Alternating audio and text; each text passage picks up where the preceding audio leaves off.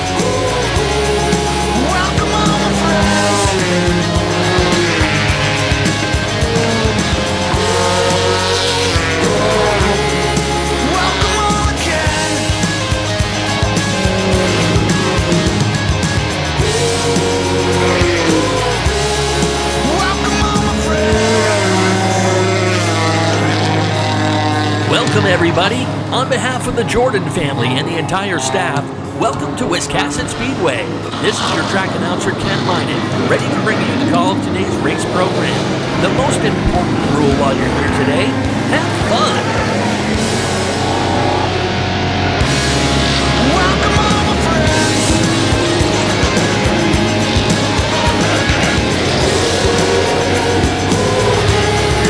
Welcome all my friends.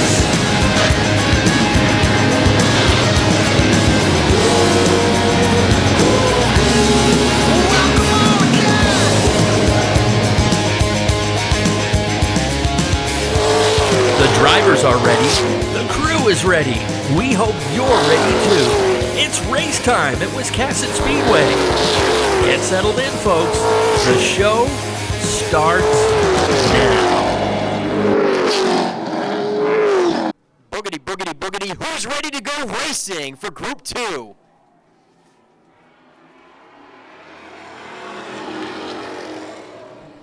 And the first Group 2 green flag finally waves on the 2025 season. A little bit of a three-car breakaway. Dale Lawrence in the 2, unable to hang with the top 3 at the moment.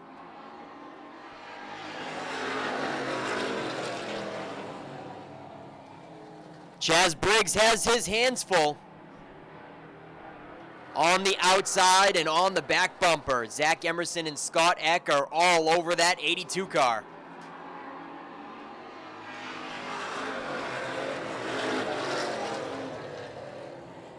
I'll tell you one thing though, that 82's front end is slammed on the ground. Watch him going into turn 1. He's got that thing riding low like a late model.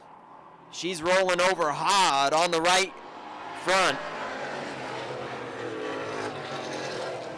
And he's got some traction now. He breaks free from the charge of Zach Emerson. Scott Eck is going to just about clear Emerson now going into turn 3. Eck in the 27 now up to second.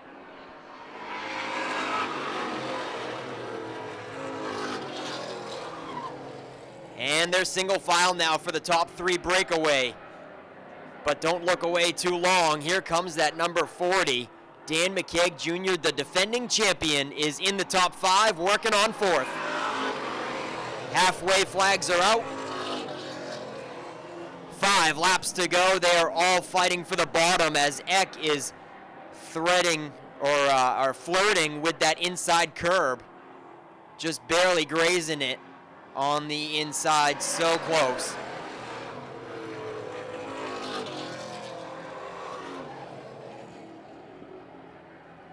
Chaz Briggs off the curb a few inches. Eck is right down on it, waiting for Briggs to slip up.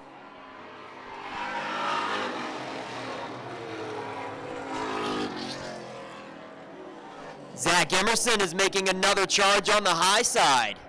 The 23 is coming in the second half now. 2 laps to go at the flag stand now for Briggs. And the 23 has a little bit of wheel hop out of turn 4, coming to the 2 to go flags. The 23 falling back in single file. She was hopping and bouncing out of the final corner. White flag is out. The 82 looking to lead it wire to wire.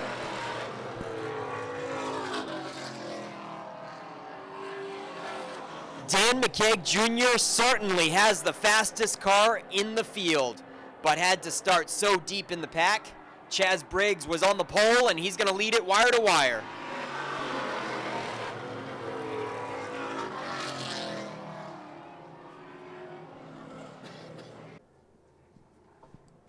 Another 10 laps for these guys. The Strictly Streets brought to you by Portland Glass. Here we go.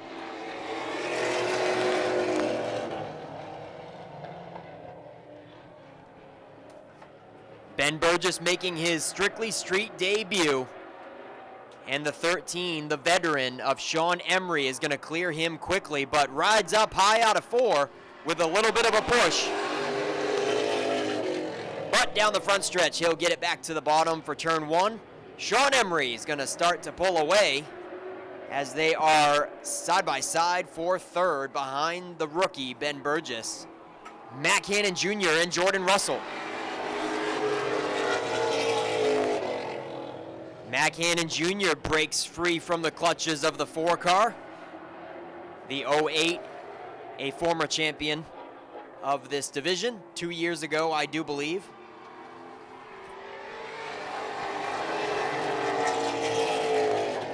And Matt Cannon looks to the high side of turn 1, but rides up a little too high and isn't going to cut it for the first attempt. He'll try again in turn 3.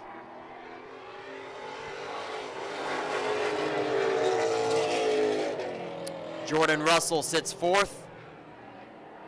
Joe Harriman in the 20 rounds out the top 5. Matt Cannon stays consistent on the outside. Doesn't look like it's going to work out for him. Ben Burgess doing a fine job holding his own. The rookie making his debut in that 7B car, holding off a former champion, Matt Cannon Jr. We're past halfway now, 4 to go.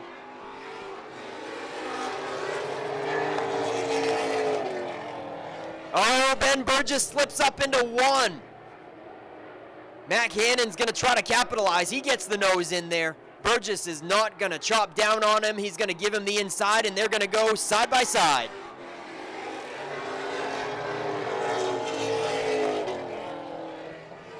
Ben Burgess made one mistake last lap around, and he gives the second position to Matt Cannon Jr., the Fisher Plows number 08, now with 2 to go for Shawn Emery.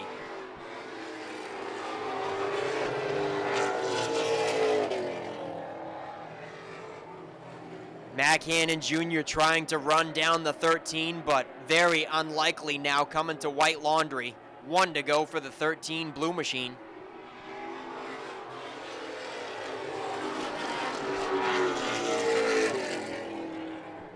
Matt Cannon Jr. in the 08, 0.2 of a second faster than Shawn Emery at the moment here late in the race, but I wonder if Shawn Emery has backed it down just a bit. Coming to the checkered flag.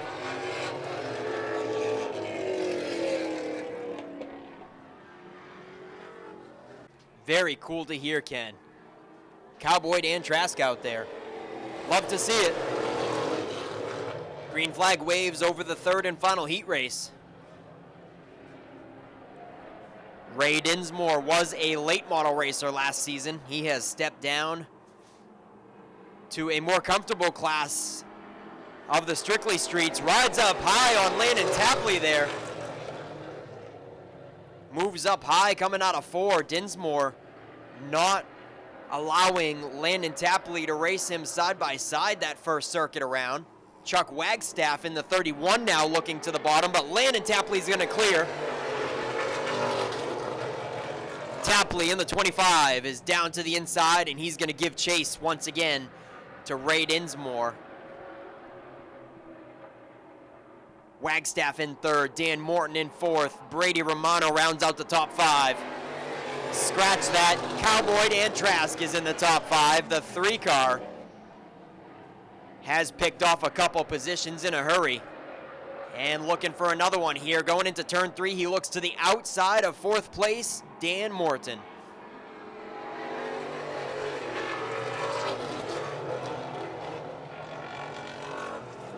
Landon Tapley is right on the back bumper of Dinsmore, and he did give him a nudge coming out of turn 2. Tapley is right there knocking on the door. Halfway flags are out.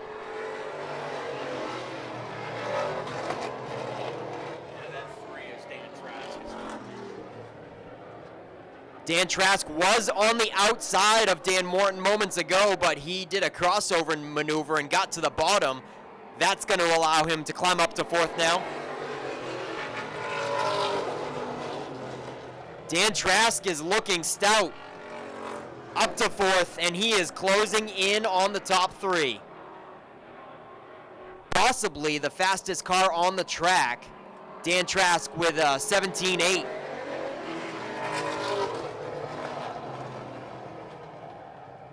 $17.8 for the number 3. 17.9s for your leaders, Ray Dinsmore and Landon Tapley in the 17.9 range with 2 laps left.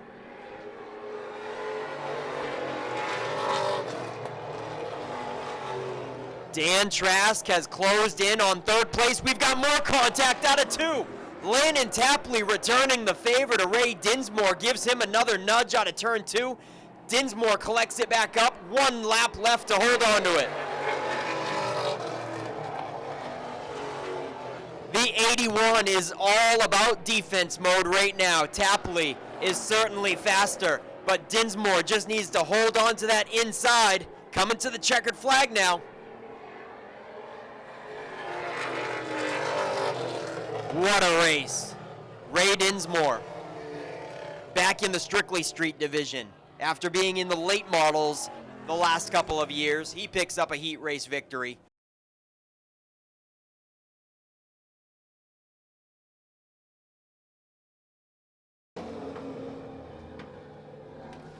Wicked Good Outlaws joining us on Mother's Day.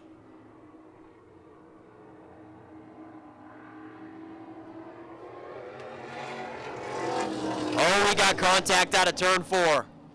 Tires touch for the first lap, but everybody is clean and clear. We're still 2 by 2 all the way through the field. The 0 of Doug Turtelot.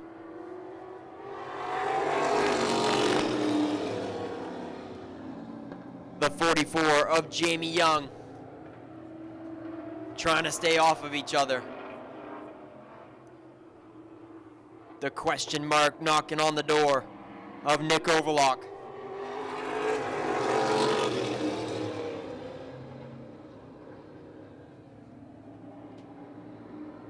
Doug Turtelot breaks free for just a moment, but the 44 is still persistent on the top side.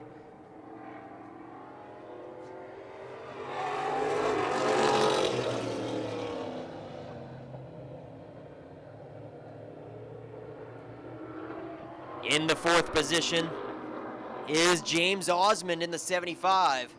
We're going to see his son Brett Osmond in the 05 in late model competition.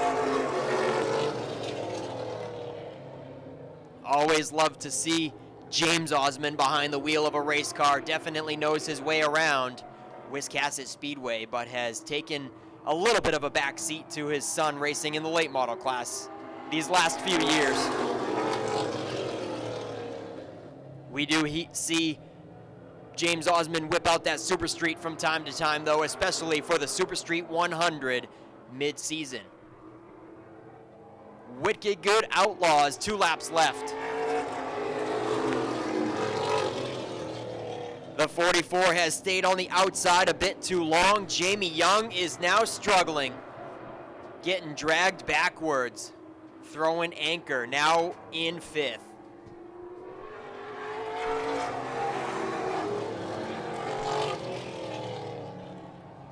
A little bobble in the middle of 1 and 2. The 0 is going to lose the lead. One mistake in the middle of the corner, and the 0 hands the lead away to Nick Overlock, coming to the checkered.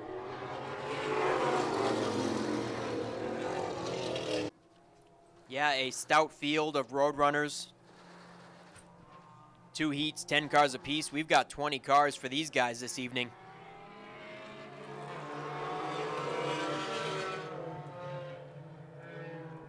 And as Ken mentioned, the 5 is the reigning champion, and he quickly disposes of Jason Meservey. The 5 is already out to about 4 car lengths, as Dylan York in the 7X makes the pass on the high side as well.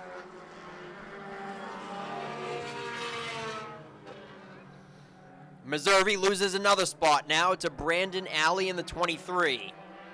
And the 99 doesn't look to be too far behind. Nathan Pearson in the 99 currently rounds out your top 5.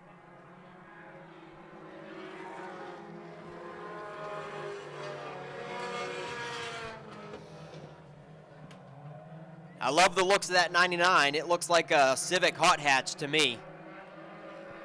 I'm not real big on the tuner cars, but love to see a hatchback like that. Still rocking and rolling.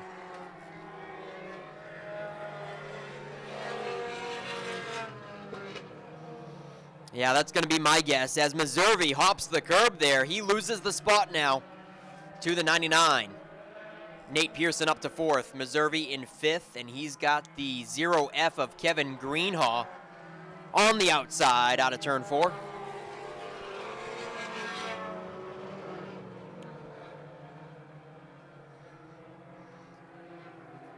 In a division that is primarily made up of Toyota Celicas and Acura Integras and Nissan Sentras these days. You gotta love seeing an old Civic hatchback still kicking around. That used to be a dominant car in the 90s, but you don't see too many of them now. So Nate Pearson in that 99 on the back bumper for a top 3 spot of Brandon Alley.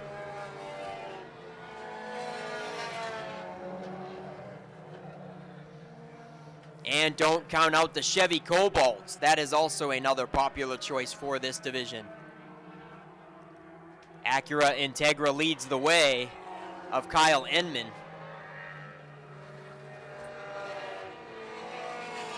Dylan York in the 7X.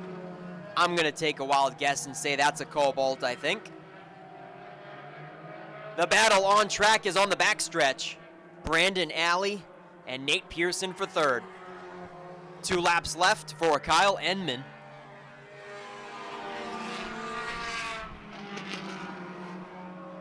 Dylan York is the fastest car on the track, though. Enman leads it, but Dylan York has closed the gap. 1 lap to go.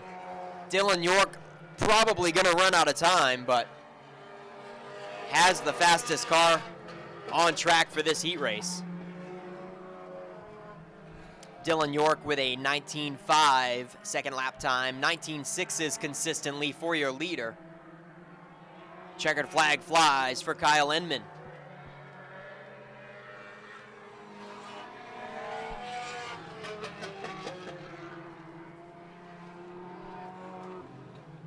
Opening day Roadrunners, Heat 1 in the books. Roadrunners, Heat 2, looking for the green flag this time. 10 laps the distance.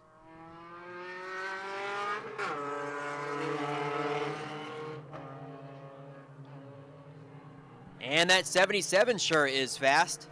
A newcomer to the Speedway, Tyler McCann, just recently purchased that car. It was a regular racer as part of the Speedway 95 Wacky Wednesday program last season, if it looked familiar. We got some 3-wide contact coming out of turn 4 there. Everybody gathers it up. But the second half of the field loses a lot of ground on the top 3. Tyler McCann, Gavin Giroux, and Kerrigan Glacier pulling away. There's still 3 wide back there trying to get around the 47. 47 of Nelson Stevens way off the pace. Really throwing a curveball at some of these guys. Jarrety makes it clean and clear by. Carl Conant, Jordan Brown, and Shane Sprague do as well.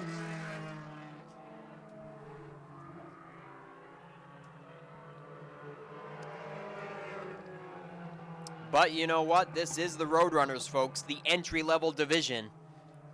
That is what it's all about. It's okay to be a little off the pace while you are gaining experience and wheel time.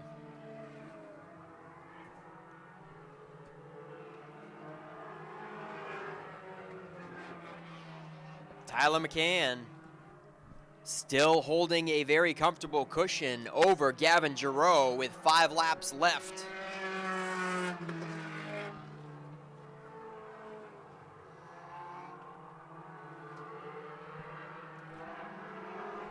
That 77 was driven last year by Talon Blanchard. Tyler McCann just recently picked it up from him. First race in the car.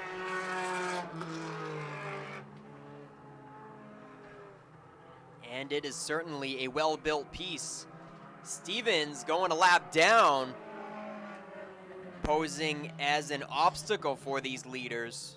McCann really had to put on the brakes, and that's going to allow Gavin Giroux to close the gap.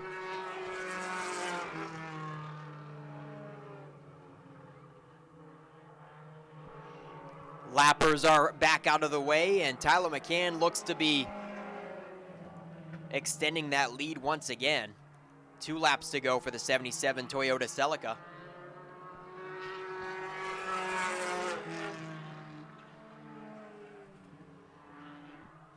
19.8 second lap times for Tyler McCann.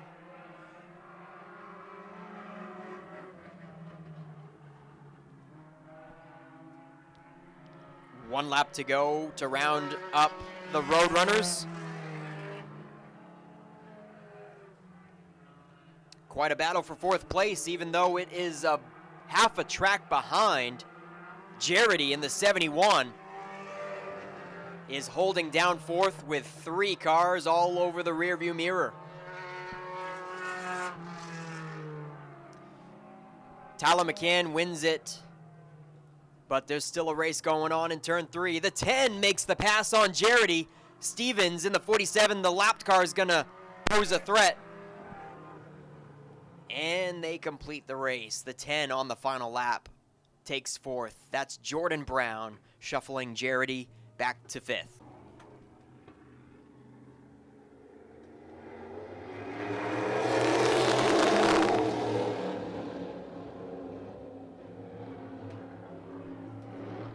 Yeah, David Greenleaf in the 58 making his modified debut. He didn't get enough racing with Group 1. He wants to race every week here at Wiscasset Speedway, a part of Group 1 and Group 2. David Greenleaf in the 58, currently holding off that charge from the veteran in this division. A great racer last year with some wins and many top 3s, the 77 of Reed Reno.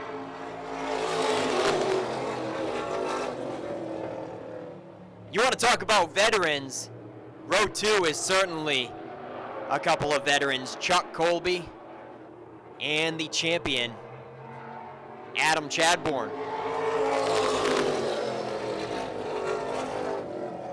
Contact!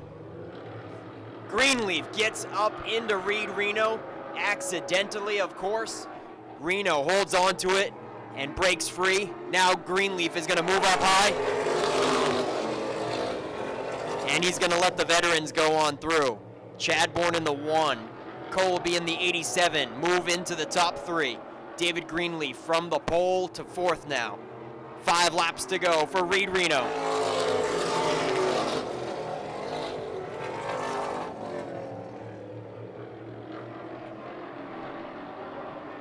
16 flat for all of your top three. 16-0 for Reno, Chadbourne, and Colby.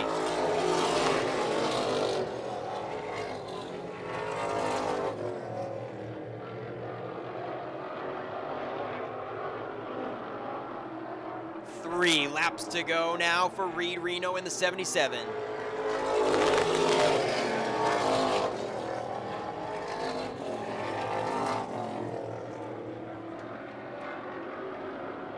Ken, I might be mistaken, but did Reed Reno get a victory or two last year? No wins for Reed Reno. Okay. Well, I guess he got some top threes. Ken says that Reed Reno was in the top three of every modified race last year, has yet to find victory in a feature. White flag is out.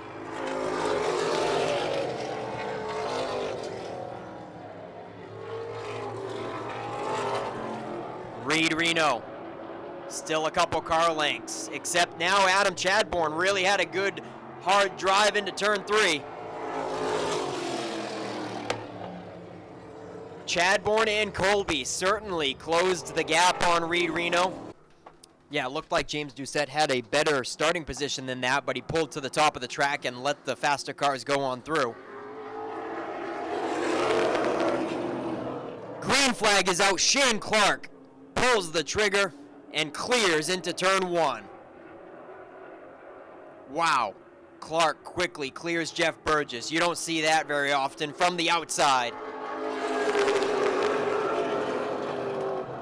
Shane Clark was on the money for that green flag. Both cars pulling away from Zach Emerson in the 9. Ryan St. Clair all over the back bumper for 3rd place.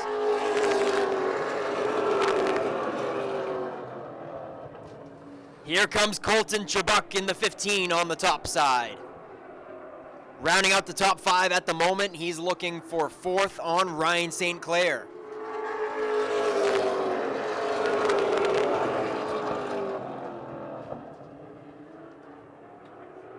Emerson still holding them off with a car length cushion on the side-by-side battle of Ryan St. Clair and Colton Chabuk. A little bit of contact. St. Clair gets into the back of Emerson. It looked like Emerson slowed up unexpectedly on the front stretch. I don't think that was any fault of St. Clair in the 51 there.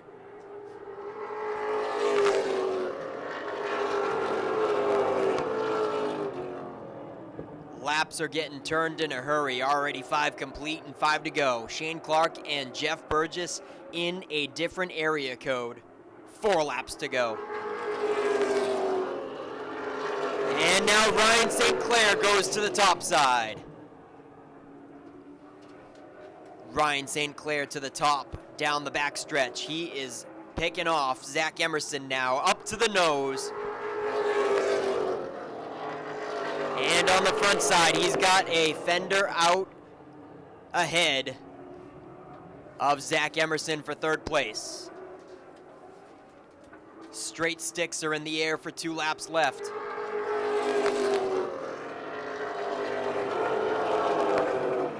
Jeff Burgess has tightened it back up with Shane Clark.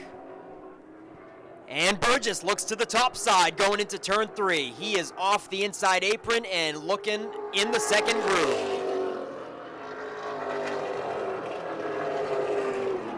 White flag now. Jeff Burgess certainly hasn't forgotten his way around Wiscasset Speedway. He's going to make one last effort in the final corners, but Shane Clark's going to hold him off.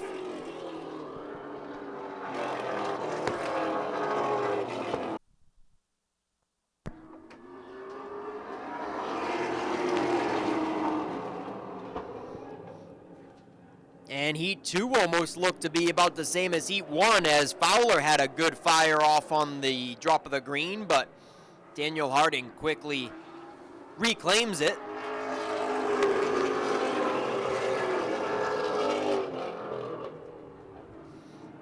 Daniel Harding, 15 years old, gathers up a couple of car lengths now on the 2nd place battle of Chad Dow and Brandon Fowler.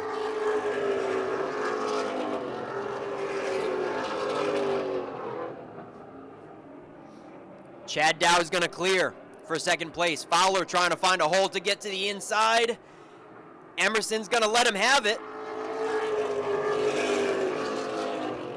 Chad Dow rushes up, opens up the bottom for a moment. Fowler tried to fill it, but now Dow is back up to speed and puts a car length cushion in between them.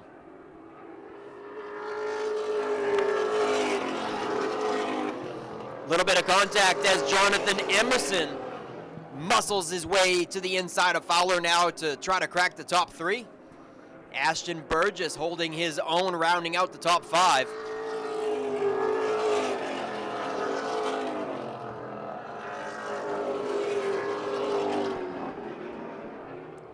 Five laps left to go. Daniel Harding and Chad Dow pulling away.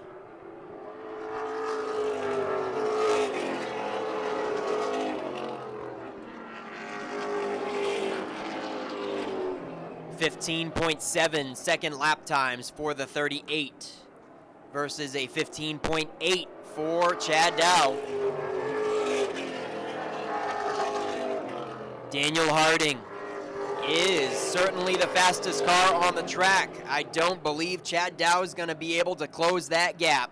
2 laps left for the 15-year-old number 38, Daniel Harding.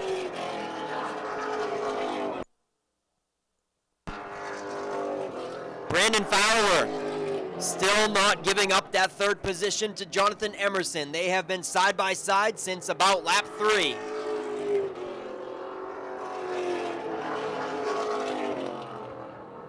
Two cars racing side by side is slower than single file, and that has helped out Ashton Burgess to close in on them, but not enough time left as the checkered flies over Daniel Harding.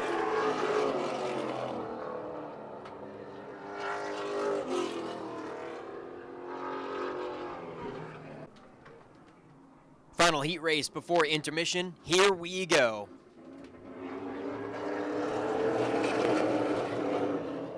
And a bit of a slow one. Sounds like somebody's misfiring there. David Getchell from the outside. There you have it again, just like in Heat 1. Getchell quickly gets to the inside groove. In front of the 7 of DC Alexander. Alexander now getting up to speed. Looks like he was off to a slow start for that first circuit, but now gaining momentum and back up tight on the rear bumper of the 88.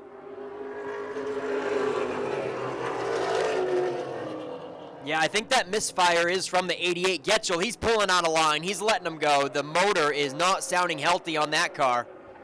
Alexander back to the top spot. Frankie Moulton in second.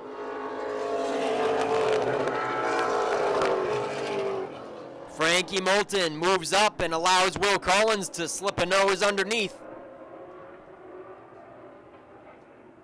Side by side for second and third. Will Collins to the bottom.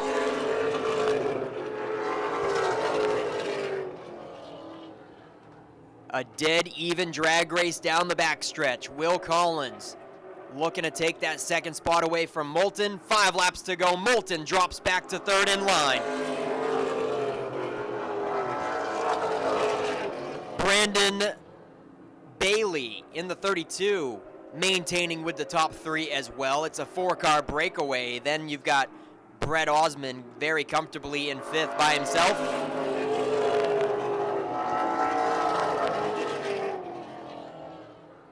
DC Alexander looking strong in the 7. Will Collins certainly closing up the gap, but DC is certainly no slouch.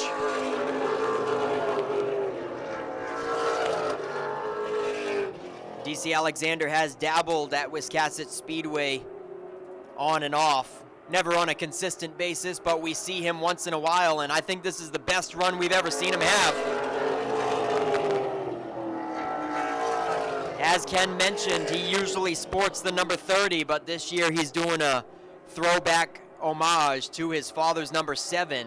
White flag is out. Can DC Alexander hold off Will Collins?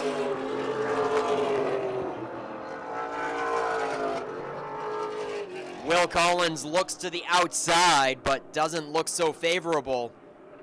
Moulton, Bailey, and Brett Osmond putting on a good show for 3rd, 4th, and 5th.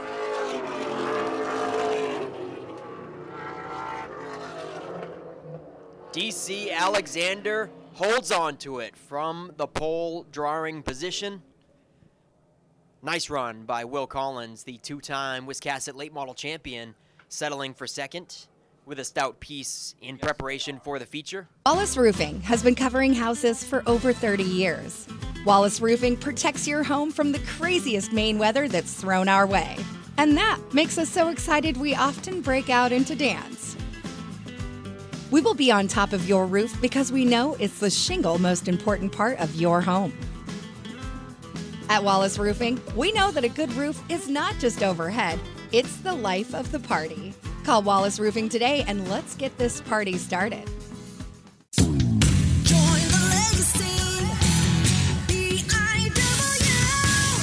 Time to consider your future begins today. Entry-level trade positions now starting at $23.50 an hour and up to $28.19 an hour with experience. Same incredible benefits and career growth opportunities from high school graduation to an exciting career change. This is your time.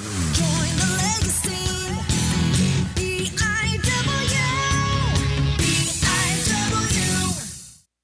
If you are a Subaru enthusiast and you haven't shopped Norm's Used Cars in Wiscasset, you are missing out. Norm's Used Cars specializes in previously enjoyed late-model, low-mileage Subarus, all hand-picked and meticulously gone over to be like new to you.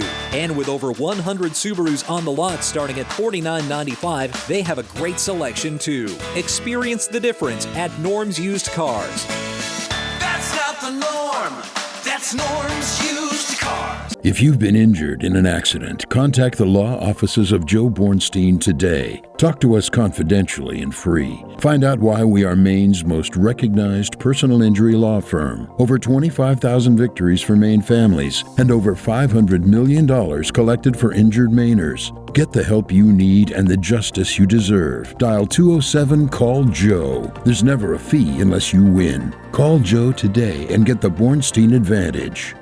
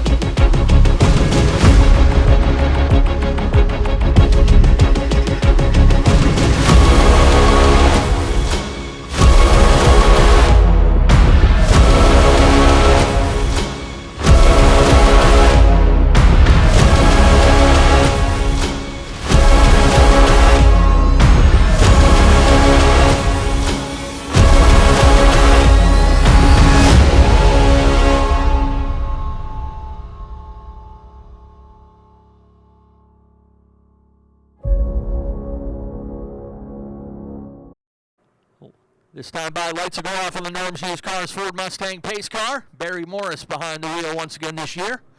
Just had Mike Carlton over in turn 1 and 2. Shawn Dickinson on the backstretch wall. Nate Sennett working turn 3 and 4 this year. Chief starter Dave Sturgis up on the flag stand, ready to turn him loose. For 35 laps today for the Portland Glass Strictly Streets. Pace car is in. Green flag is out. Here we go.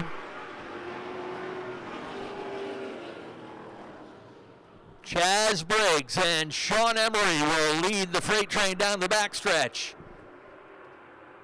Briggs had a strong heat run, and as well as Emery. Dinsmore holds third with Eck on his outside. Mac Hannon holds down fifth. Things still packed up tight. Emery with a slight advantage on the outside of that 82.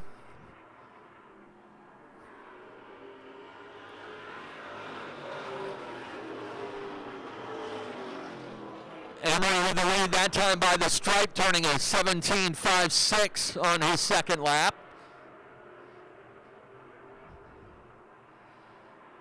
Chaz Briggs trying to nail down his first career Wiscasset win. As I said, multi-time winner down at Beech Ridge Motor Speedway, but still in search of his first W here at Wiscasset Speedway. That lead pair staying side by side and pulling away a little bit from the third place car of Ray Dinsmore.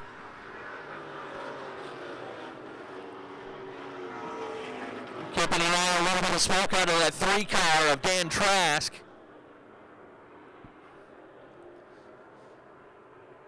Shawn Emery making that outside lane work, but can't quite clear the 82 of Chaz Briggs. And Emery completes the pass this time. Halfway down the back stretch, he'll settle into the lead just ahead of Briggs. Dinsmore holding off Hannon for the third position. Scott Eck now the only car on the outside there in the top 10. Eck holding down 5th. Zach Emerson, the veteran, in that purple number 23, knowing just settle into a good groove and let things sort out before we can make a move second half of the race. Smoke out of the double zero of Dan Martin. He's going to head down pit road. He'll be the first car out of the race. They are still keeping an eye on the smoke out of that 3 of Dan Trask.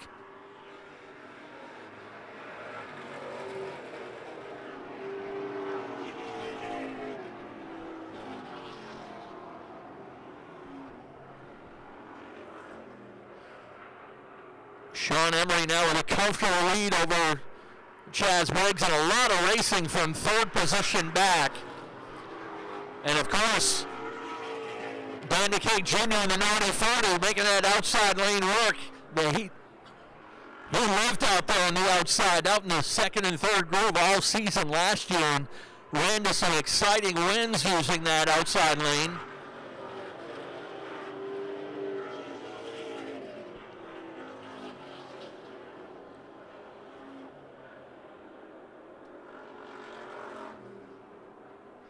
Emery's lead now up over his second.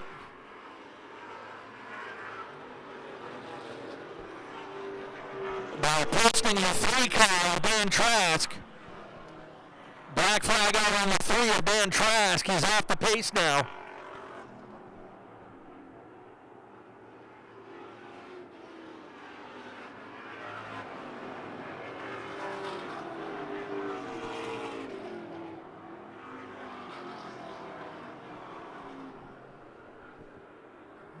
Looks like he finally got the lead now. He's off the pace and up to the top of the line, top of turn 3 and 4.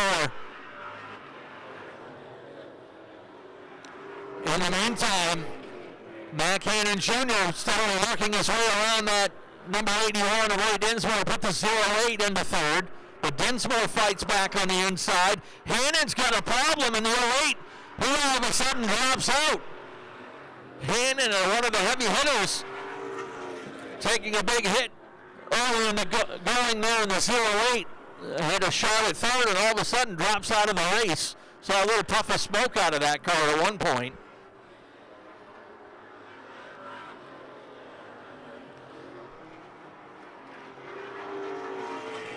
Dan McKeage Jr. in Audi 40 is now inside the top 5. Put him up into the 4th position as they got around Ray Dinsmore.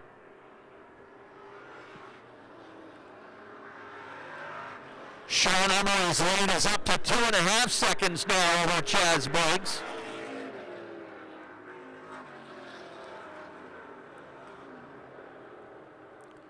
Shawn Emery had one career win here at Wiscasset Speedway, and that came back in 2020.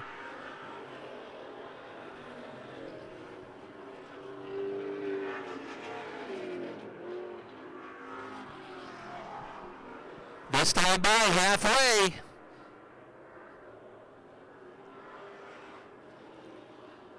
Things starting to get busy around that 82 of Chaz Briggs. Scott Eck is tucked in behind in third, and Dan McKeage, he will just pass by both of them on the outside. Dan McKeage Jr. now settling into a good groove and racing around the outside to take over second. But he's over 3.5 seconds behind that number 13 of Shawn Emery.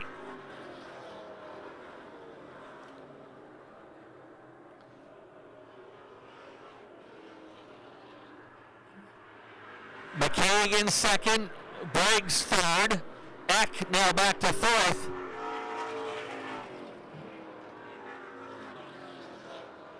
Black flag on the 7-8 of Brody Whorff.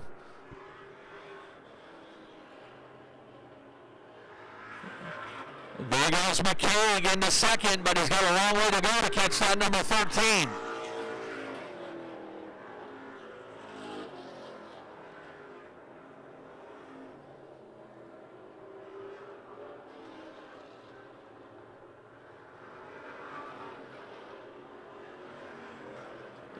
Two laps complete.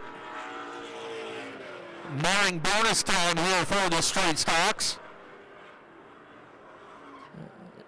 Ray Dinsmore, your winner, heat number 3, dropping out. The 81 car heading down pit road.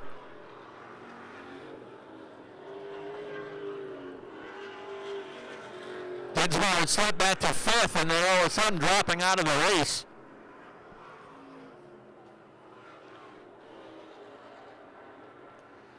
Still a good battle there for the third spot.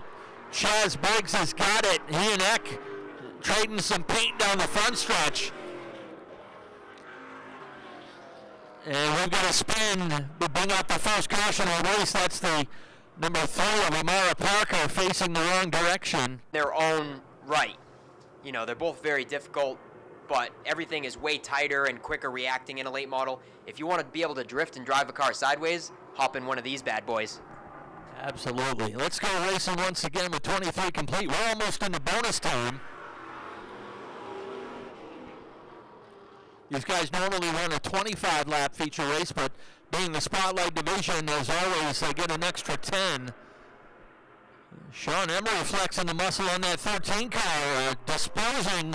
Oh, we got a spin over there, and actually it was the Pierpont brothers connecting over there in turn 4. Pace car ready to turn in, all clear from Nate Sennett over there in 3 and 4, and we're ready to go. Green flag is back out.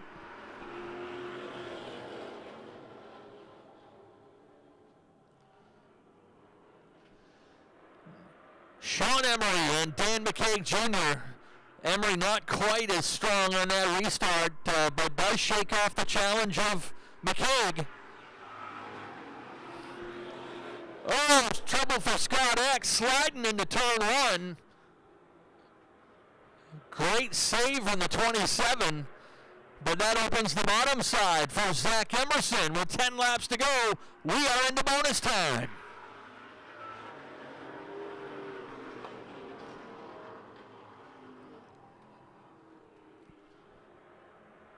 Now Dan McKeage loading up that naughty 40.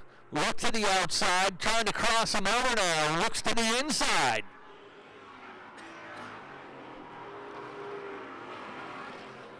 Dan McKeage pulls the crossover and it pays off. Put the 40 in the lead. The champ is up front. Emery back to second. Good battle for third.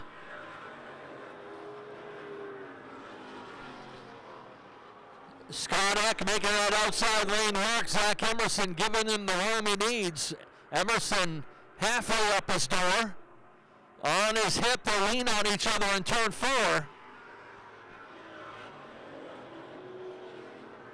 Nowhere for Landon Tapley to go right now. Tapley holding down 5th. How about Ben Burgess in that 7? Ben running 6th right now in his Strictly Street debut.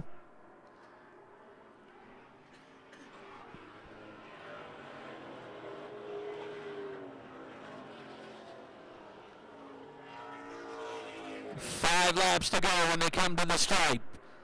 And still a stout battle for third place between Scott Eck and Zach Emerson.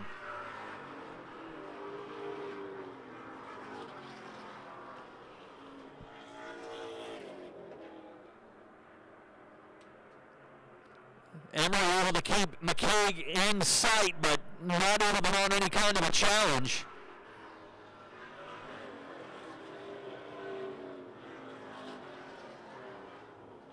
Third blanket on that battle for third place. Well, we got some cars up to the wall in turn 2. Chuck Wagstaff with a lot of sheet metal torn off the right side of that 31 car. So there you go, Chuck Wagstaff, tough break for him. All clear and ready to go. 30 complete, 5 to go.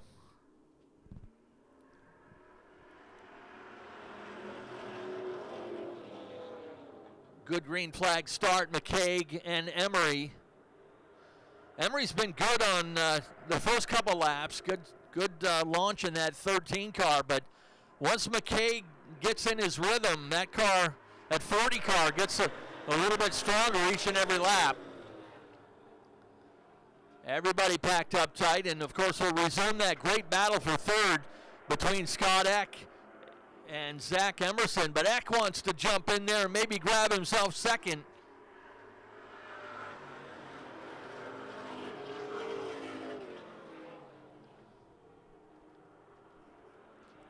Scott Eck sneaks at the inside rail, and look who else is coming in there, Landon Tapley. He's going to break the top 3 with 2 laps to go.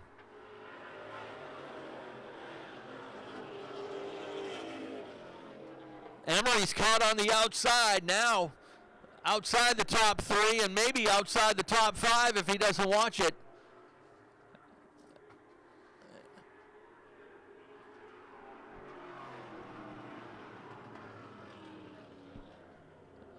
Caution flies, mechanical issues continue on that 3 of Amara Parker. So it'll be green and then 2 to go next time by the stripe.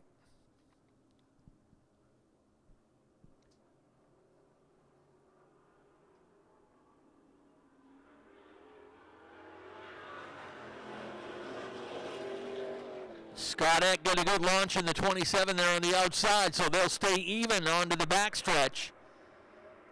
Another driver just outside the top 5 that has rebounded nicely is Chaz Briggs. He's back there in 8th, but can see the leaders. Scott Eck, the leader at the line that time. Dan McKeage rebounds nicely in the 40.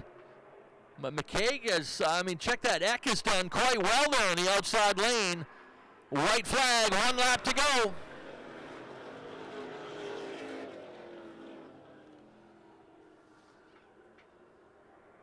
Final time down the backstretch to turn 3 and 4. Checkered flag is ready. Dan McKeage Jr., the champ, returns for another win. And with that in mind, let's send things down trackside. Nick Huff has got your top 3. Let him hear it, folks. Dan McKeage Jr. climbs out. What a wheel man, I tell you right now. Wow. Multiple wins last season in the championship. Picking up right where he left off. And you had quite a few heavy competitors up front and multiple restarts to challenge him on. Dan, did you think that it'd end up this way? Well, my restarts in the past have been pretty bad, so no. But I think I, capitalized from last year, and my restarts are pretty stout today, so I'm proud of myself for that because my dad's been giving me shit. So, yeah, all in all, great battles with both of these cars, and it was a great day. Who do you want to thank on the Naughty 40? Lynn Sprint Service, Westford Service Center, Charest Properties, Top Gun Construction, B&D Burner Service, JP and Family Roofing, ECC, SOS, Northeast Technologies, Dynamax, and yeah. And all the moms. Happy Mother's Day. Dan McKeage Jr., ladies and gentlemen. Get your 50-50 tickets ready, folks. Estelle is bringing the bucket down, and we'll move on to runner-up. Number 27, Scott Eck. I was hoping it was first. I know. Scott, you had 1 restart to try to get it done and really had a good outside effort. What's your take on that one? Hindsight, I should have tried outside earlier because it was rolling pretty good. Caution hurt me, and actually throttle hung up going into one, so I think I got into Dan or Zach, I don't really know. But so I had to nurse that going on. But I'm really proud of the car. Proud to hang on the outside, especially with these cars, they're so fast. Yeah. Any sponsors you want to thank on the 27? Yeah, I have to thank JB Powder Coating and Welding, Megawatt Lounge, AutoFab, Pratt Electric, Daisy Valley, Lone Jack Customs, and Final Finish Ceramic Coating. All right, runner-up honors on opening day go to Scott Eck. And then Shawn Emery, man, you caught a break with that restart with 2 to go because I think you were going back to 5th, maybe 6th. Maybe got the stuck. tail. Yeah, maybe the tail. All right, I wasn't gonna say it, but you got stuck on the high side. Yeah, it was as much fun as I could have had out here. Those two are a class act. Who do you want to thank for getting you a top 3 today? I got to thank my son, my father, my mother is over in the pit area, and I have Insurance Professionals for a sponsor. All right, led most of the laps, but the 13 comes home with 3rd. We'll get these guys up here in front of the Naughty 40 for top 3 photos in Coastal Auto Parts, Napa, Victory Lane. Dan McKeage Jr.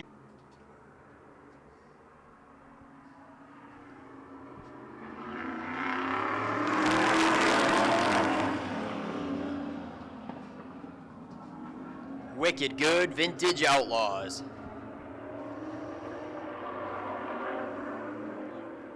The 44 from the top side shoots out front and gets to the curb. Jamie Young. And here comes James Osmond in the 75. That's certainly a familiar name around Wiscasset Speedway. James Osmond moves up to 2nd. That's a 1964 Ford Falcon.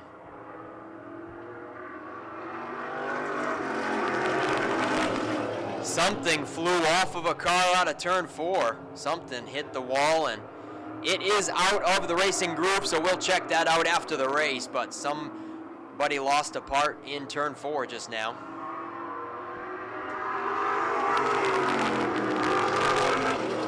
And James Osmond shoots around the top side to take command away from Jamie Young. Jamie Young is in a Mercury Bobcat, 1978.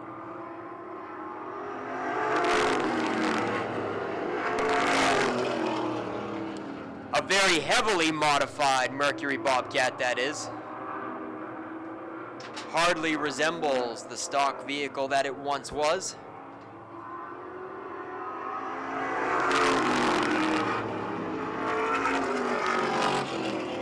Brody Whorff in the 00 gets to the inside. They're wheel to wheel down the backstretch. Jamie Young and Brody Whorff for 2nd place.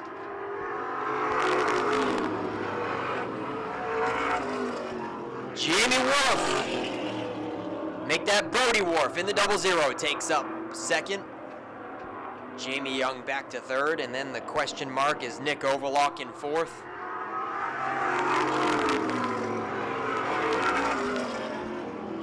And the 0 of Doug Turtelot makes up the top 5. James Osmond is going to have competition in just a second.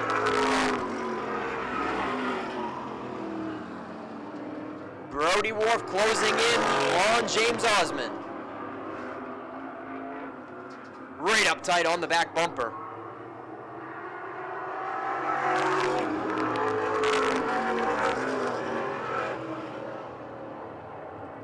It's a 2-car breakaway with James Osmond and Brody Whorff. Brody Whorff has a 1940 Buick.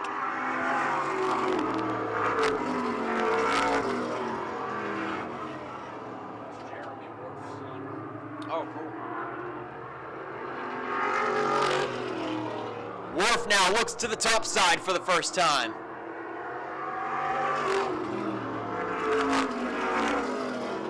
And he's got some good momentum up there. Brings it up alongside Osmond, wheel to wheel down the backstretch.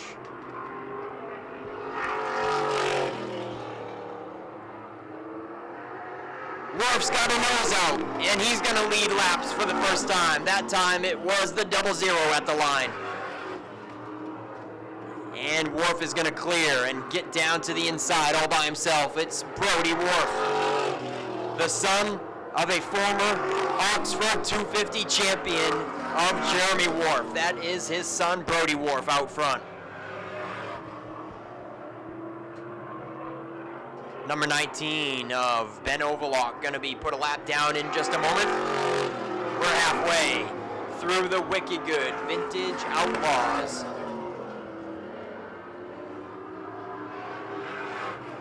Ben Overlock in the 19 gets passed by the top two. Clean and clear. Brody Whorff and James Osmond.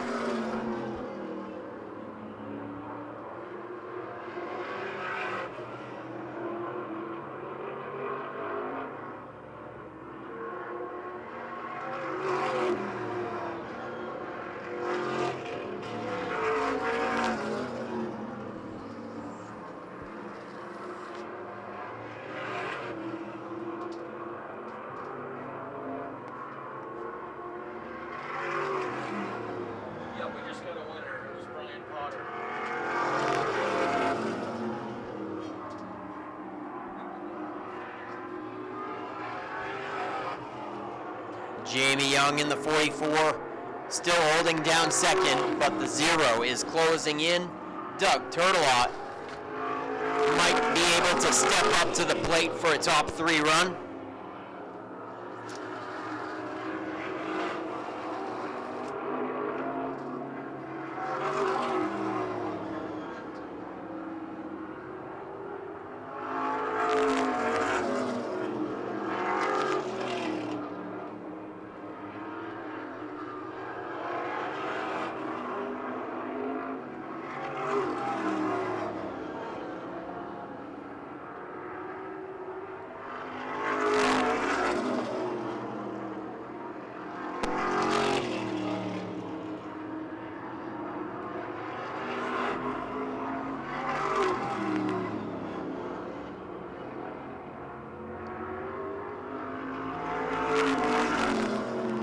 Laps are winding down.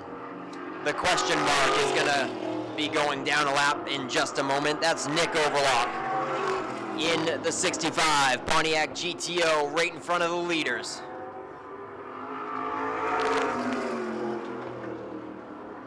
Nick Overlock in the question mark is gonna go down 1 lap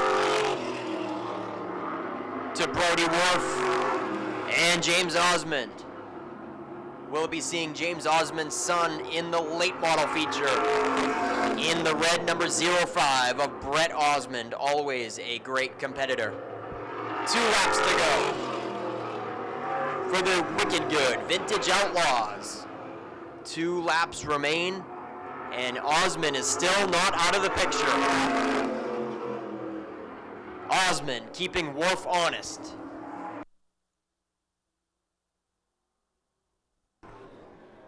White laundry flies, Brody Whorff, 3/8 of a mile to go, and able to use that lap car of the 19 to extend that lead over James Osmond. Final time out of turn 4. Checkered flag is up. Brody Whorff gets the win. Osmond is second. Looks like the 44 will pick up third. Let's head down to victory lane. Nick Huff has got your top 3 with the Outlaws. James, we'll chat with you real quick. Tell us a little bit about this car. Did you have some fun out there? I always have fun with this thing. I know some people can take these or leave them, but they're a lot of fun when you get someone like Brody to race with. There was no holding back. We don't pick winners. That was him and I going hard. So maybe a different adjustment. I might have had something better. I knew when his ad rolled sticker tires out 15-inch wide, I was in trouble. So a lot of fun. That's them. I knew these cars were good to see it up front. That's the usual John Marine race. I love this whole Fazal Ford City Pro Stock chassis, 20-year-old whatever, Ford motor, and a lot of fun. Happy Mother's Day to all the mothers. It's the 2nd year without my mother, so it's a mixed emotion day for me, but congratulations, you know, all the good mothers deserve a good Mother's Day. Hope they get it. So. And Brody Whorff climbs out. Let him hear it, everybody, in the 0-0.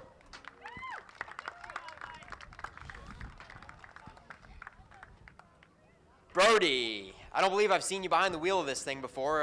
What's the scoop? My Papa Turtle just let me have a ride with it. He told me the other night that I was allowed to drive it, and I was just like, all right. So we went racing, and no, I can't thank all my guys, my mom, my dad, my Nana Turtle, my Papa Turtle, my Papa Whorff, my Grandma Whorff, Danny Plant, my Adam and Kayla, and all the kids, and yeah, it was just amazing. I also thank Midcoast Excavation, Doug Turtle Excavation, and Plant Seafood for all the sponsorship, and yeah, it's just great. All right, he's all smiles, everybody. Brody Whorff takes the Vintage Outlaw win, and Jamie Young with a solid top 3. The 0 was closing in on your rearview mirror just a little bit. Did that have you thinking you might have some competition for 3rd? Well, it is what it is. That's what we're here for. But I probably took up more of the track than what I should have when we picked up a push. And I just want to thank Wes Carver for letting me drive this thing. It was a deal we made over the winter, and I sold my car and get to ride in this thing. So, happy Mother's Day. Thank you to the track. Thanks for Wicked Good for sticking it out, having us here today, and that we had enough cars to run. All right, thank you, Jamie Young, for coming out and racing and having fun. We'll get you guys up here in front of the 00 for some top 3 photos in Coastal Auto Parts Napa, Victory Lane. 30 laps for the Modifieds, their regular distance. Here we go, green is out.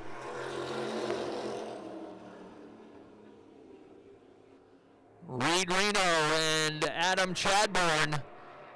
Reed still looking for his first career modified win. Was on the podium every race last year, but just came up short. Actually, your top 3 in the class right there in the top 3 positions here today. Chadbourne picking up his 5th modified title and 7th overall here at Wiscasset last season. Reed's going to make him work on the outside for this one.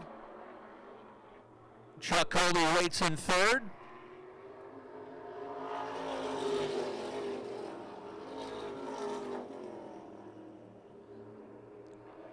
As I said, Reed Reno, the 4th generation of the Reno family to race here at Wiscasset Speedway. His father, grandfather, and great-grandfather, all former champions. His great-grandfather, Lawrence Reno, in the Wiscasset and Maine Motorsports Hall of Fame.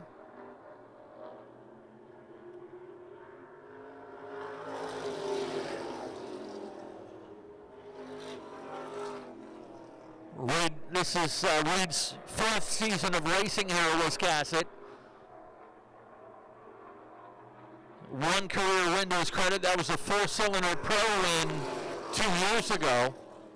Reed was the Rookie of the Year here in the Modified Division last year.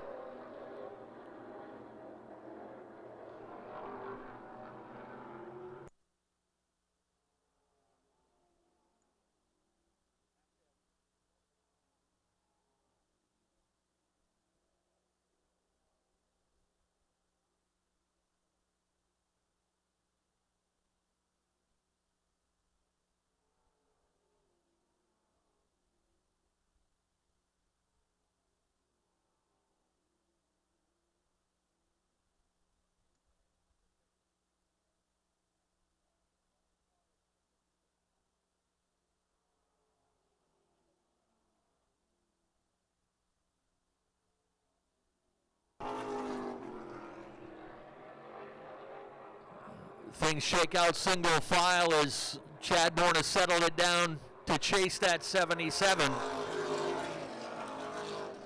Interval just a car length, which translates to about 0.3 of a second. Colby will keep him in check as well. David Greenleaf not too far off the pace.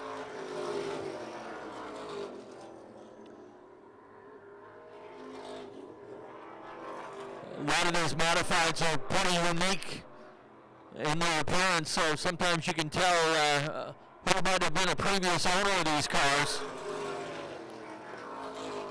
That 58 car of Greenleaf was a car that was driven for a couple of seasons by Bobby Meesener.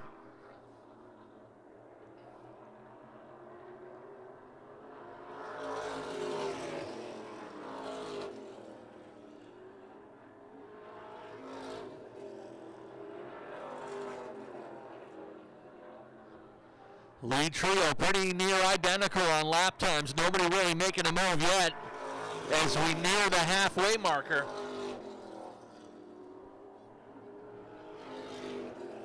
Chadbourne with a little slip out of turn 2 that time. Opened up the bottom side for Chuck Colby as we hit halfway.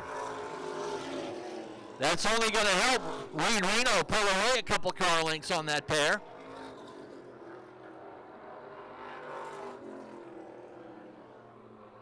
Chadbourne and Colby have been locked in many a battle here in the modified division and other classes as well. Both of those drivers have been around here for over 20 years racing. Actually, probably closer to 25 years.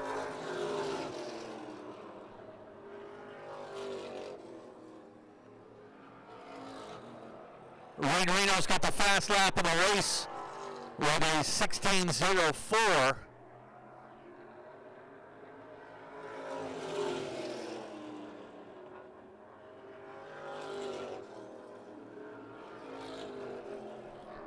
Reed actually, beginning of the season, went down in late March to race down in Hickory, North Carolina with the Pro All-Star Series, and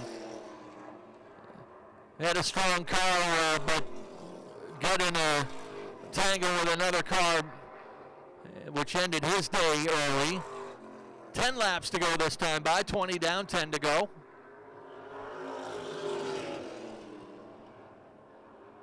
Colby ready to make his move now.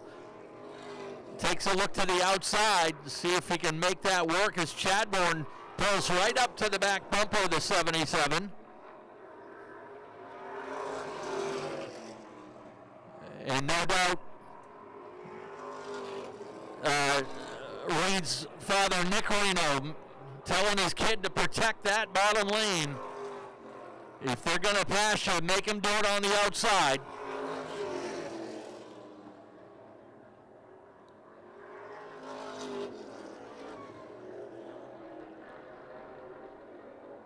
Chadbourne hasn't taken the initiative to jump to the outside yet. Colby has tried it, but can't really gain any momentum to get a run on either of those two guys, so he'll stay tucked in behind.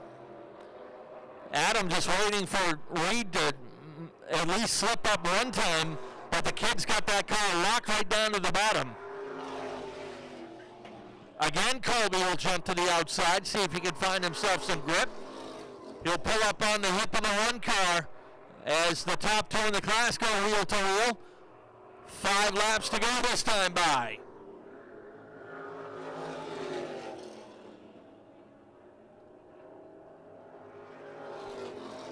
Locked up tight in a great battle. It could be anybody's race here over the closing laps.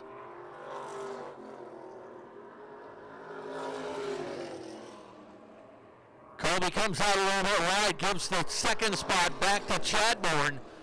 Young Reed Reno not phased in that 77. He is led from the drop of the green.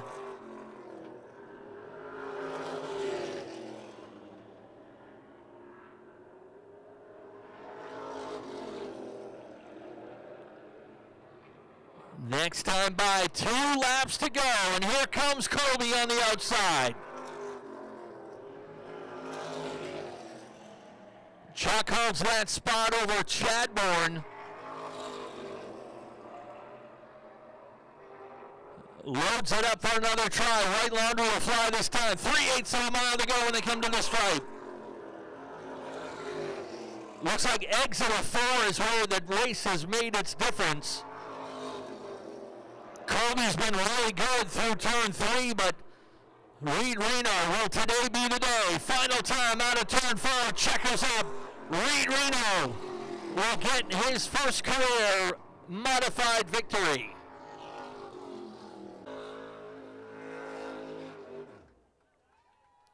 Not his first career win, but we still love first-time winners here, and this is a big one for this young man hopping out. Nice round of applause for Reed Reno. Yeah, buddy. A rookie in this class last year, finished in every position but first, and finally gets it done on opening day. And he grew quite a bit over the offseason, too. I think he's taller than me now. Reed Reno, man, I think all you had to do was just hit your marks and never make a slip up, because Chadbourne was going to be right there, and I don't think he made a single mistake. I know. My dad was telling me he's on the inside, just protect that inside. So, you know, sometimes you got to make him go to the top, and that's what I did. So, yeah, it was great racing. Who do you want to thank for sponsoring the 77? First off, I want to thank my dad. He's put so much time and work into this car since Hickory.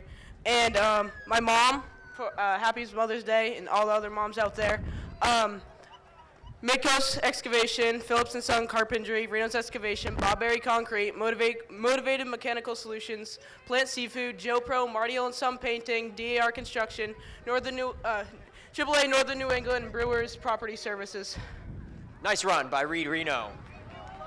First career modified victory at Wiscasset Speedway. Chuck Colby. Heck of a run on the outside, man. Maybe a couple more laps you would have had it, but it looked like it was hard going up there, keeping that thing from turning sideways. A little bit. It was, sometimes it felt better than others. It all depends on how I entered and got in there, but it wasn't bad for a new car. So hopefully we can keep it up and keep going it all year. Yeah, for a low car count, you kept us on the edge of our seat for sure. Who do you want to thank for sponsoring the 87 car?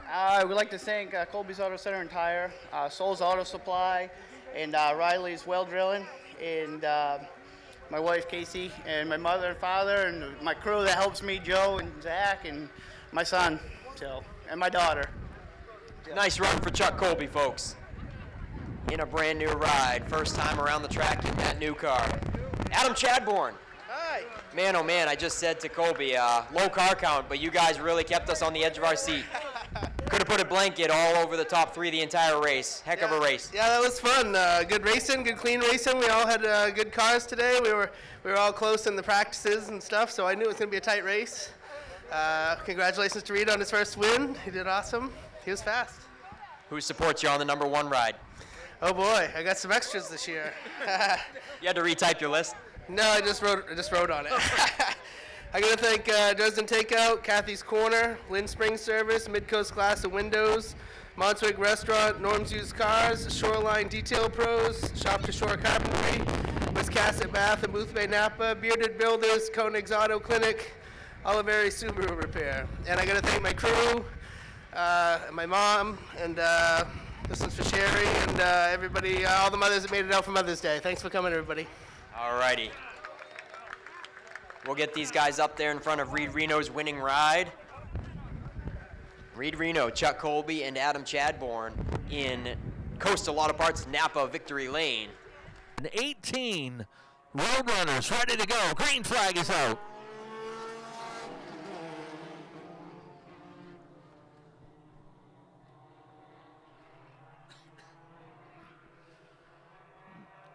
Good test for the champ and Fast 77 up there alongside. They'll bring the field around to complete the first lap with Kyle Enman in the lead.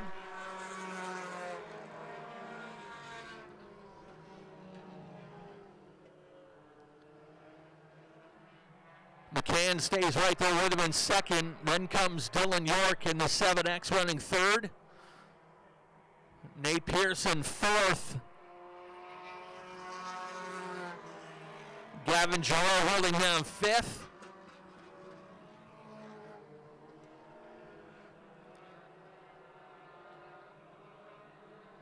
Things starting to get spread out now. Couple cars with some contact over there in turn number 3.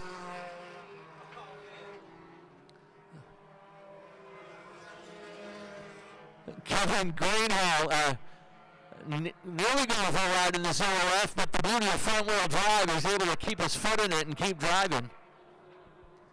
Made contact with the 23 of Brandon Alley.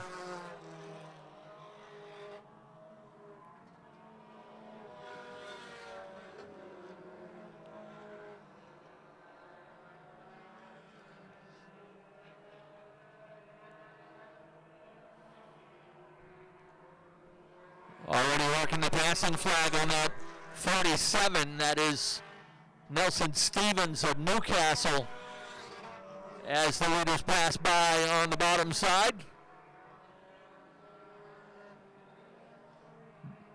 With an entry-level class like this, you'll definitely have a disparity between the fast and slow. Some drivers getting their first taste of racing action. And one thing we cover in the drivers' meeting for some of the newer, slower drivers, just telling them to maintain your line and be predictable. That will let the fast cars get by you. Varying degrees of experience here. We have put some eligibility rules in place in this Roadrunner division for this season that includes if you're consistently in the top 3 over a 3-year stretch, you've run out your eligibility to be in this class. Also, Thunder 4 drivers are not permitted to drop down here into the Roadrunner class.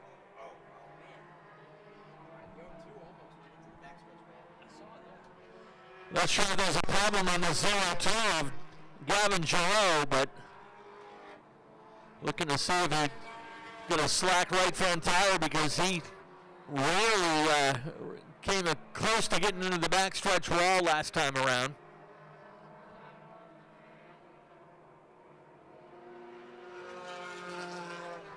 Leaders trying to pick their way through traffic. Michaela Weber is in the 7, and Kyle Enman picked the wrong lane and ends up giving over the lead, giving over second, giving over third. Enman drops from first to fourth. That puts the 77 of Tyler McCann in the lead, just short of halfway.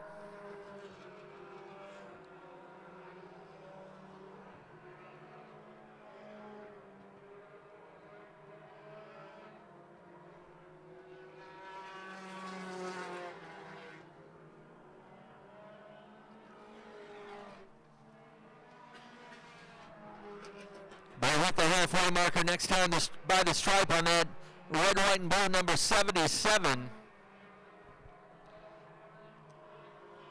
Good battle for second, right behind him, Dylan York in the 7X, and Nate Pearson in the 99.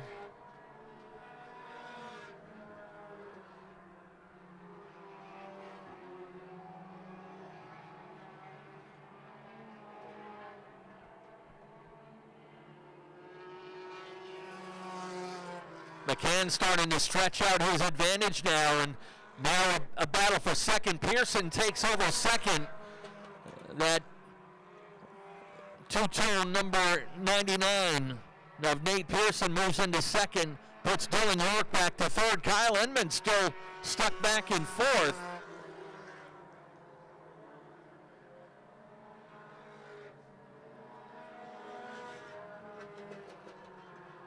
"15 laps complete." We'll make it 16 by the line this next time.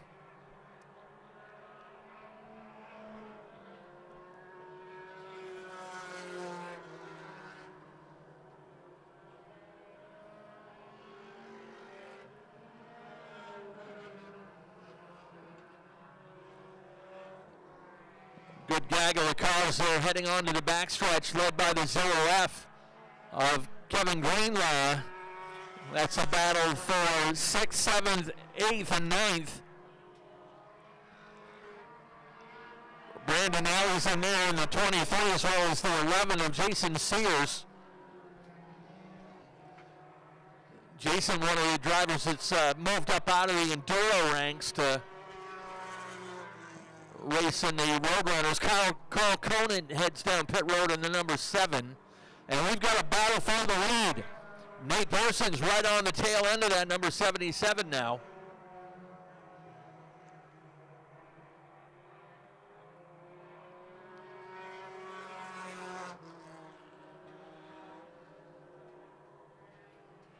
These guys turning laps about 19.6 seconds.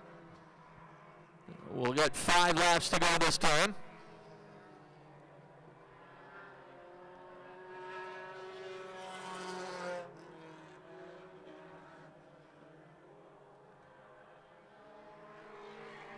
Battle for third starting to heat up a little bit more with the top 2 drivers from the class last year. Dylan York in the 7X holding third right now, and Kyle Enman giving chase in fourth.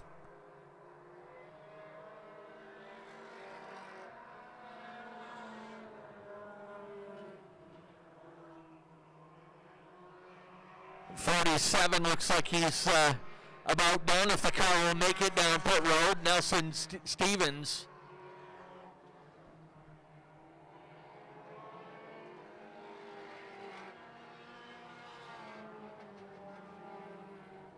This time by 2 laps to go on the number 77 of Tyler McCann. He just turned the fast lap of the race with a 19.4 last time by.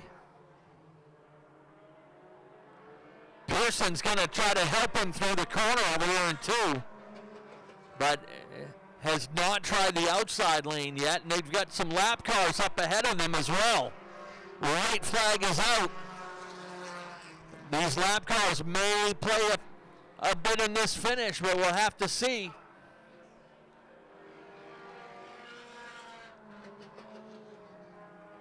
Final time through turn 3 and 4. Pearson's on the move again. Checkers are ready. McCann will get the win. Pearson will finish in second. Dylan York wins the battle for third, just ahead of the champ Kyle Enman. And the last lap pass for Jason Sears to grab 5th away from Gavin Giroux. In the meantime, we love first-time winners. Let's find out more down in Victory Lane with Nick Hoff. Tyler McCann, everybody. If I'm not mistaken, is it your first time ever racing at the track too? It's my first time at the track and first time in this car. I know you've dabbled in some enduro stuff at like Unity and Speedway before, but we're glad to have you here. And I know it's a new to you purchase, so it evidently was a worthwhile buy. Oh, it definitely was. The Blanchards really set it up good and really helped me out, so it's pretty cool. We're glad to have you here, Tyler. So that's a flag that we give away to people that get their first ever feature win here. And I think you're the first to ever do it on your first visit and get your first win, so congratulations. Who else do you want to thank for sponsoring the 77th? Well, first off, I'd like to thank my wife. It was hard to convince her, I think, but a little bit of talking, and she was all good with it. So I'd just like to thank her. All right, Tyler McCann, everybody, on his maiden voyage to Wiscasset Speedway. Nate Pearson, where's he at? Nate Pearson, man, hey, this thing is cool. Is this thing a Civic? Civic hatchback? Yeah, I love seeing the old stuff like this. They're not running it anymore very often. No, it's actually my buddy's. He just actually let me run it for the day, so. You were all over the tail of him. You think you could have got him maybe with a few more to go? A few more, I think I could have had it, but didn't want to take him out for it, so I'll settle for second. Yeah, well, it was an exciting race for sure. Who do you want to thank for helping you on the 99? I got to thank Mike for letting me run it today, and Derek Cook for setting up all my cars and making them go the way they do, and Tristan Lee, T&L Renovations. All right, Nate Pearson, everybody. Glad to have him here. And Dylan York comes home with third place.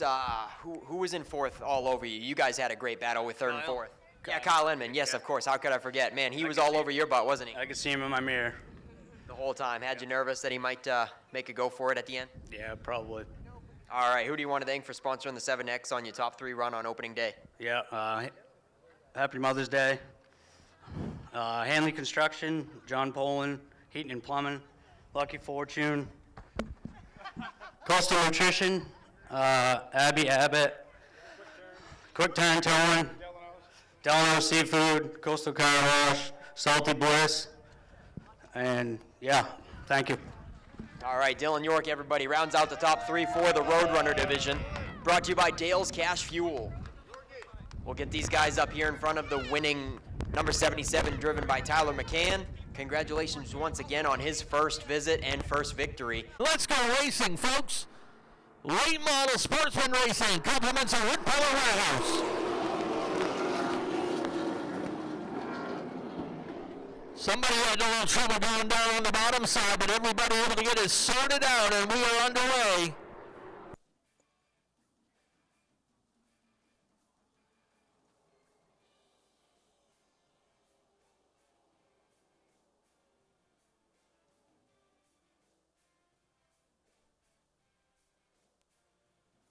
Looks like Ethan Dinsmore cutting that pit lane and drop out early.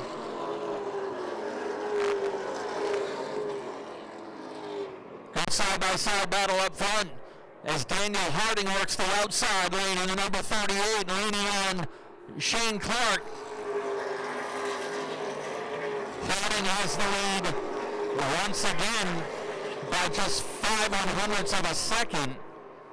DC Alexander waits in third, then comes Chad Dow in the 39.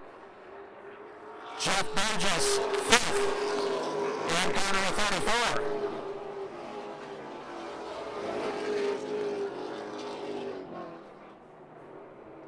Daniel Harding pedaling hard on the outside, giving plenty of room to Shane Clark.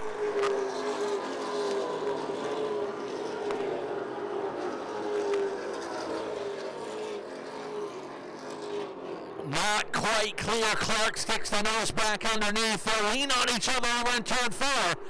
Harding able to complete the pass into turn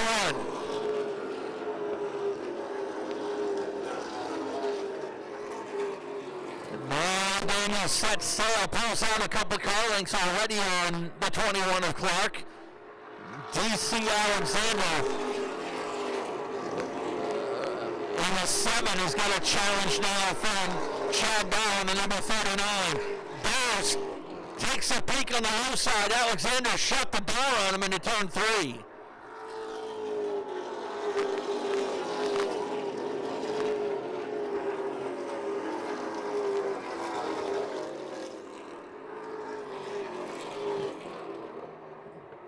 Things starting to get sorted out now. Chad Dow races around the outside of DC Alexander to move into the 3rd spot, but the 39 of Chad Dow in the 3rd. Alexander back to 4th, and Jeff Burgess rolls out the top 5. Will Collins leading the next group of cars. Trouble for Tiger Colby.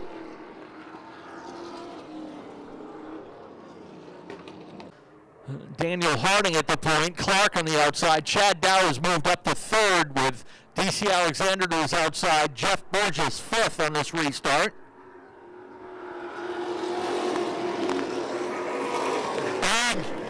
Big jump for Clark, and a little bit of an accordion effect back through the field. I think Harding had a little difficulty getting up to speed.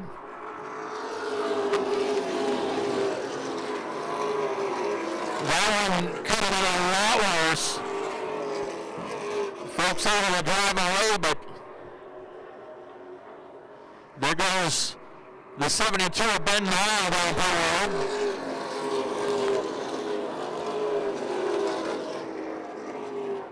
The closest battle right now is for 4th. DC Alexander on the 7 is being hounded by Will Collins on the 25. Collins has the front lane on the inside.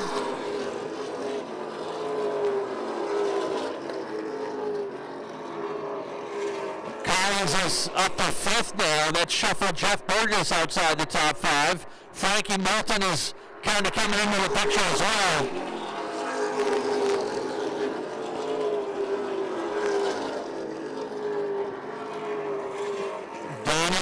Now starting to come back to life, puts the fender up around the outside of the race leader.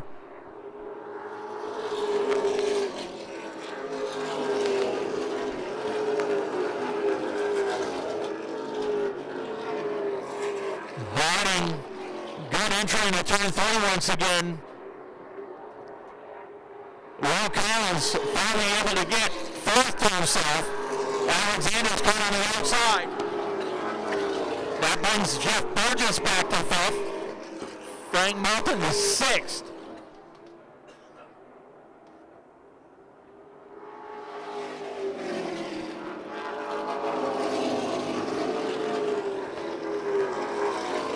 Daniel settles back in behind Shane Clark. Couldn't make the outside work quite as well that time.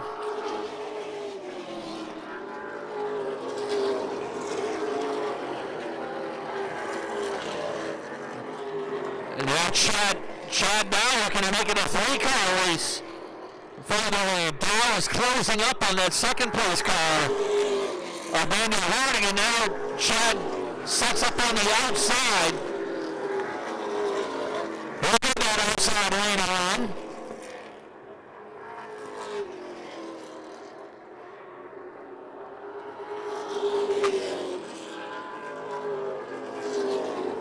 Chad Dow, fastest out of those 3, pulls even with Daniel Harding on the outside. And he'll hit the halfway marker this time by. Shane Clark with the lead. Chad Dow now second.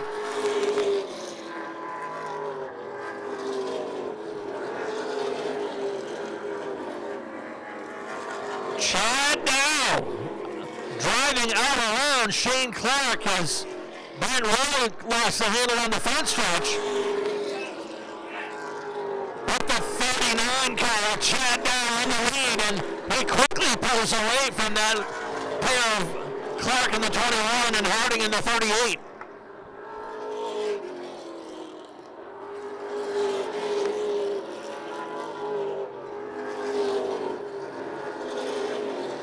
Chad had some mid-season struggles last year, took the off-season to kind of retool and reset, and his car's rebuilt, and he is definitely making that pay off today as he's already out to the lead of a full second now over Daniel Harding. Harding was able to get by Shane Clark now and settle into second.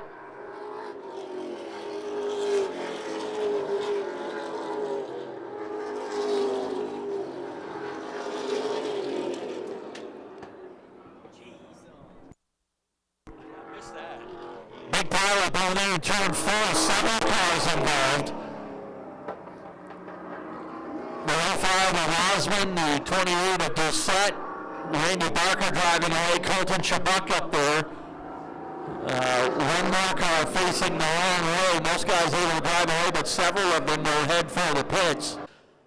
Some drivers have had a little trouble on the loud pedal, like we said, or spun the tires, unable to get up to speed, but they've been able to race their way out of it.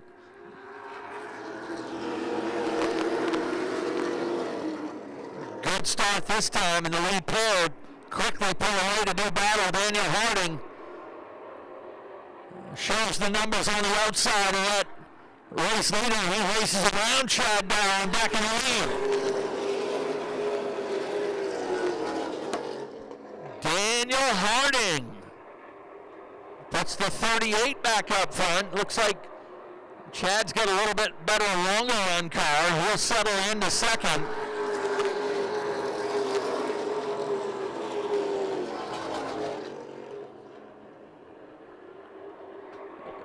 How about a battle from a couple of champions? Our last 2 champions going at it back there for 4th and 5th.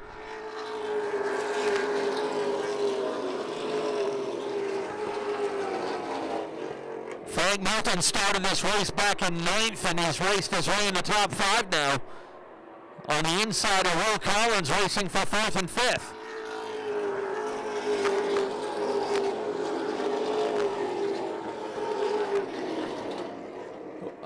By the way, we got a little family battle going on out there too, and of course they're racing near each other. Jonathan Emerson holding down 7th, and his dad, Zach Emerson, behind him in 8th.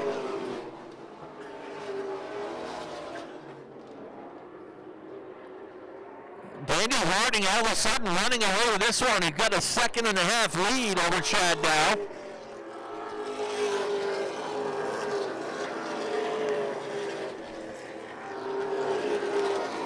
That time by Harding was 0.3 faster than the second place car. 10 laps to go.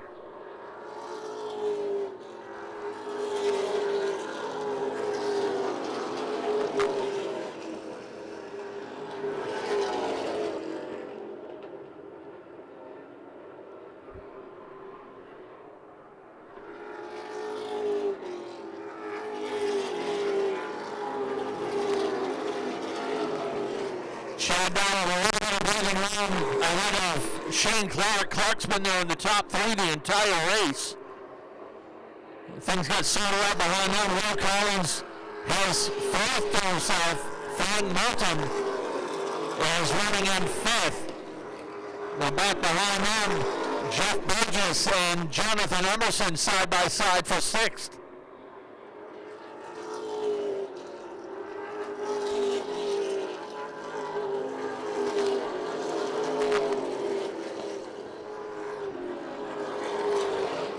Daniel Harding does have one career late model victory to his credit. That came 2 years ago.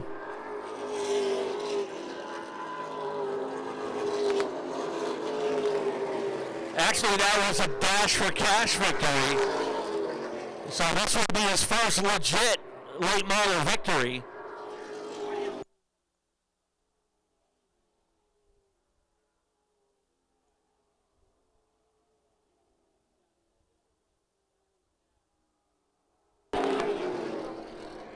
Laps winding down inside the final 5. Now final 4. Half straightaway lead for Harding. It's up to 2 seconds now over Chad Dow. Chad looking to match his career best here on Wiscasset. Clark all alone in 3rd. Most of the racing is from 6th place back between Jonathan Emerson and Jeff Burgess.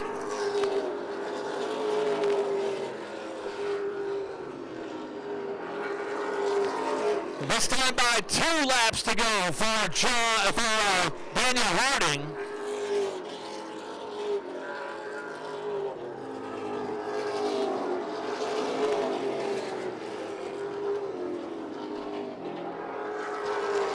Right flag set to fly. 3/8 of a mile to go for the 38.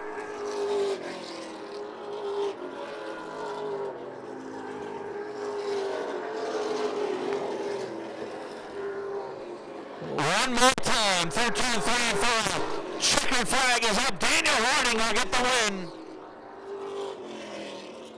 Chad Dow will come across the line in 2nd. Shane Clark 3rd. Will Collins 4th. Frank Moulton rounds out the top 5. Rest of the top 10 unofficially. Jeff Burgess in 6th, Jonathan Emerson 7th, Zach Emerson 8th, Brandon Bailey 9th, and DC Alexander 10th. And we are ready to head down one more time. Nick Huff's going to get a chat with our top 3 and first career late model win for young Daniel Harding. Max Cookson would be the first there at the window to congratulate him.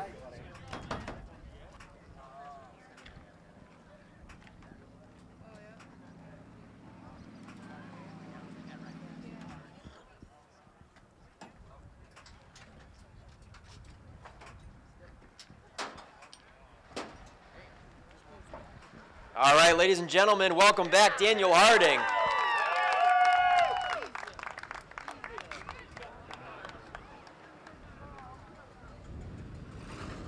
And our Estelle is certainly glad to see him back at this raceway. What a drive, Daniel. That last restart, you were on the money, but the restart before that, you lost the lead to Shane. What happened on that restart mid-race? Just messed up the restart, my fault. Shouldn't just didn't get the cleanest shift, but it's all right. Yeah, certainly. You made sure it didn't happen on the last one, right? The one that counted. Yeah, just made a mistake on that one, so. Yeah, it's. Well, we're glad to have you back at Wiscasset. We missed you last year. Who do you want to thank? Jeff Taylor, Distance Racing, and Scott, Max and Sarah, Tubbs, Roger, Josh and Amanda, Jay Horton at Marshall's Race Engines, Michael Bowles, plus his Bowles family, Maddie B, and Trevor for all his help. All right, one more round of applause for Daniel Harding, everybody. Had the lead at one point, Chad. Thought you were going to get it, but late race restart. Tell us your view. Yeah, no, my car was decent. I think it's me more than anything. I like to, really doesn't get rolling until, 10 laps into a run, and my spotter was reading me times, and once, Daniel got out there so far, we started to, inch back in on him, but, obviously he did a good job, and, Shane as well. These guys are a great group of people to race with, and it was a blast.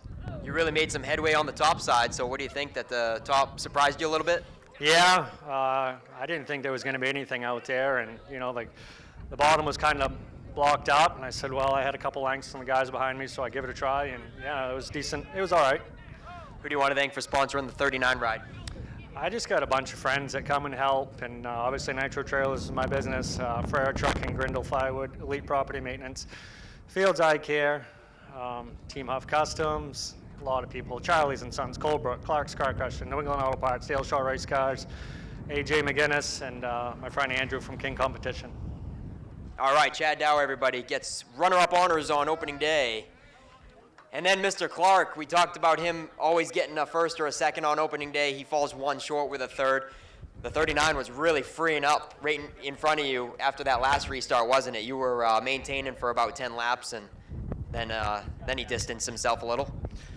Yeah, we were. I think all three of us were real free. I missed the setup today. That's sure. It's on me. But a lot of fun. Always a lot of fun to come here and race. We'll come back here in a couple weeks and try for 200. Huge thanks to Distance Racing Products, obviously, huge part of our program. Thayer's Automotive, Stick to Custom Vinyl, Maine Fire Protection. Please give us a call. You might see me walk through your door. Littlefield Farm, J.S. Berry, Trudy Barlacci, and my buddy Edub. And thanks to all my guys, Jason, Corey, my wife, my two daughters, my mom, Tabitha, Tressa. And that's it. Thank you. All right, Shane Clark continues to be in victory lane on opening day, as he has for the past 3 years. So awesome opening day for Group 2 it was. The sun was shining bright. Great car counts. Shane Clark, Chad Dow, and Daniel Harding wrap up Coastal Auto Parts Napa victory lane. Ken, mine it back up to you to send us home. All right, thank you, Nick Huff, and congrats to our top three down in Victory Lane. And great show today from everyone. They'll celebrate down there with the victory. And again, we want to thank our crew, our fans, for adjusting their schedule and enjoying a day of racing here on Mother's Day. Happy Mother's Day to all the moms. And keep an eye on our website, WiscassetSpeedway.com, for all the details, official results, points updates, and everything, and be sure to support our great sponsors here at Wiscasset Speedway. So one final time on behalf of Richard and Vanessa Jordan and the entire staff, thank you for coming. Have a great rest of your weekend, and we'll see you next time.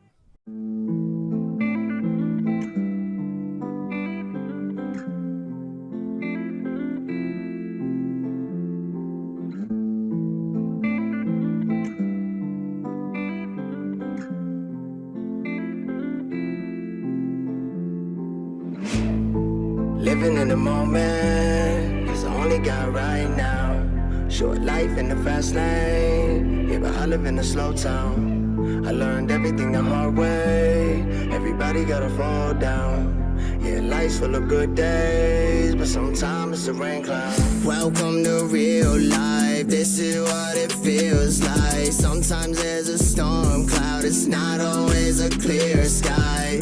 Ain't always sunshine and rainbows, most times you wait till the pain go. And I need the strength for a tough life, so yeah, that's just what I pray for. If you don't change, nothing changes, why stay the same? It's so basic, that's why I feel so alone. When I'm in a room full of faces and they all smiling at me, with lies they hide behind teeth, they got their knives in their sleeves. That's why I always gotta be living in the moment, cause I only got right now. Short life in the fast lane, yeah, I live in a slow town. I learned everything the hard way. Everybody gotta fall down. Yeah, life's full of good days, but sometimes it's a rain cloud. So I'm ready for the good and bad, cause life ain't served on the prettiest platter. So I stay worried when it just don't matter. You can let it all go and keep climbing the ladder, yeah. I think I've been here, how about you? It all seems so familiar like deja vu, or a memory of me when I was young and foolish. Thank God that I learned from the scrapes and bruises, yeah. Sometimes the rain will come falling, gotta take care of the garden and learn to go with the flows. goes. Just like the waves in the water, you try to fight it, gets harder when you just need to relax. Just try to breathe and get back, and leave the past in the past. Start living in the moment, cause you only got right now. Short life in the fast lane, yeah, but I live in a slow town.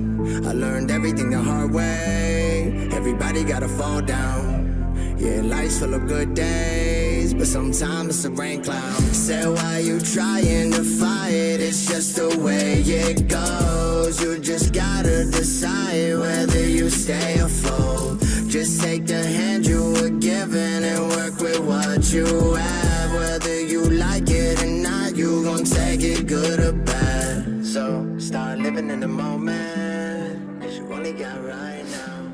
Short life in the fast lane, yeah, but I live in a slow town. I learned